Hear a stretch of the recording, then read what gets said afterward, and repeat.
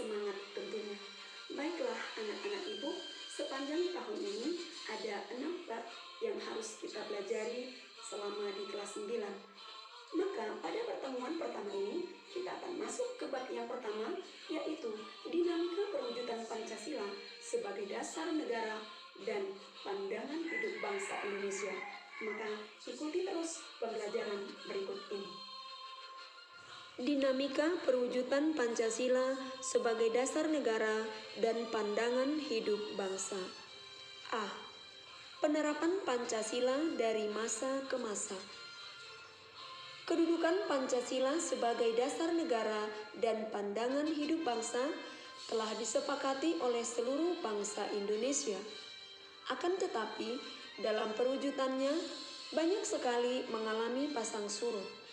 Bahkan sejarah bangsa kita telah mencatat bahwa pernah ada upaya untuk mengganti Pancasila sebagai dasar negara dan pandangan hidup bangsa dengan ideologi lainnya. Fase dinamika perjalanan Pancasila ada 3. Yang pertama, masa Orde Lama. Kedua, masa Orde Baru. Ketiga, masa Orde Reformasi. Masa Orde Lama adalah kondisi politik dan keamanan dalam negeri yang diliputi oleh kekacauan dan kondisi sosial budaya berada dalam suasana peralihan dari masyarakat terjajah menjadi masyarakat merdeka. Masa Orde Lama adalah masa pencarian bentuk penerapan Pancasila, terutama dalam sistem ketatanegaraan. Ada beberapa pemberontakan yang terjadi pada masa Orde Lama, yaitu 1. PKI yang dipimpin oleh Musso di Madiun tahun 1948. 2. DITII yang dipimpin oleh Sekarmaji Marijan Kartosuwiryo tahun 1949.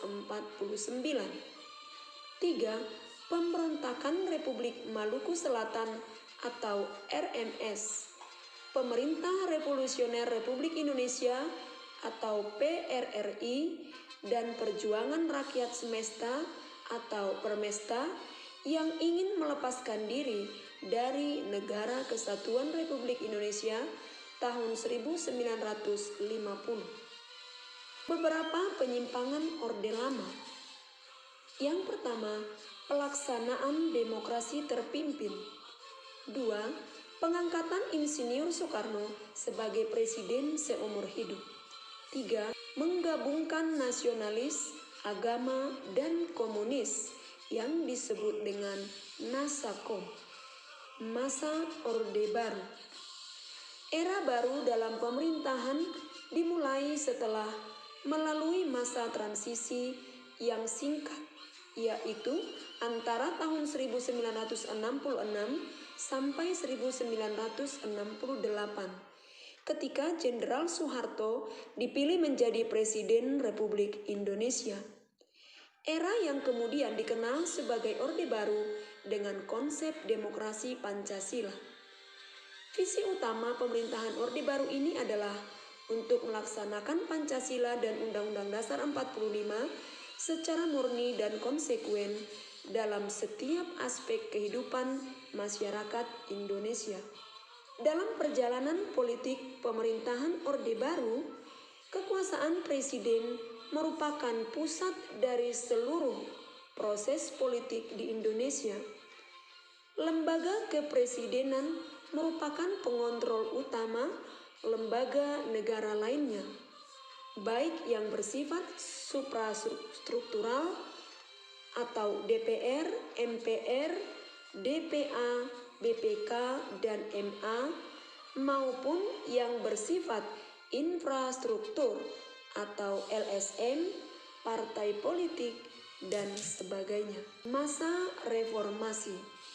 Pada masa reformasi, penerapan Pancasila sebagai dasar negara dan pandangan hidup bangsa terus menghadapi berbagai tantangan. Penerapan Pancasila tidak lagi dihadapkan pada ancaman pemberontakan-pemberontakan yang ingin mengganti Pancasila dengan ideologi lain. Akan tetapi, lebih dihadapkan pada kondisi kehidupan masyarakat yang diwarnai oleh kehidupan yang serba bebas. Kebebasan yang mewarnai kehidupan masyarakat Indonesia saat ini meliputi berbagai macam bentuk, mulai dari kebebasan berbicara, berorganisasi, berekspresi, dan sebagainya. Tantangan lain dalam penerapan Pancasila di era reformasi adalah menurunnya rasa persatuan dan kesatuan di antara sesama warga bangsa, khususnya para pelajar. Tindak kekerasan sering dijadikan sebagai alat untuk menyelesaikan berbagai permasalahan. Semoga para pelajar di Indonesia segera berbenah diri dalam menyikapi hal ini dengan mengikuti aturan-aturan. Yang menjadi kesimpulan dari pembelajaran kita pada hari ini adalah bahwa penerapan Pancasila itu dibagi dalam 3 fase. Fase yang pertama adalah fase Orde Lama. Penerapan Pancasila pada masa Orde Lama tidak bisa dilaksanakan dengan baik dikarenakan pada masa itu Indonesia masih dihadapkan dengan berbagai ancaman dan pemberontakan. Kemudian fase yang kedua adalah fase masa Orde Baru. Pada masa ini, Pancasila tidak bisa dilaksanakan dengan baik dikarenakan visi utama dari pemerintah Orde Baru adalah melaksanakan Pancasila secara murni dan konsekuen. Kemudian pada masa yang ketiga yang disebut dengan fase reformasi, pada masa ini memang tidak lagi dihadapkan dengan ancaman dan pemberontakan, namun pada masa ini masyarakat Indonesia begitu kehidupannya bebas sehingga masyarakat tidak bisa melaksanakan Pancasila itu dengan baik. Inilah menjadi inti dari materi pembelajaran kita hari ini. Mudah-mudahan dapat bermanfaat. Sampai bertemu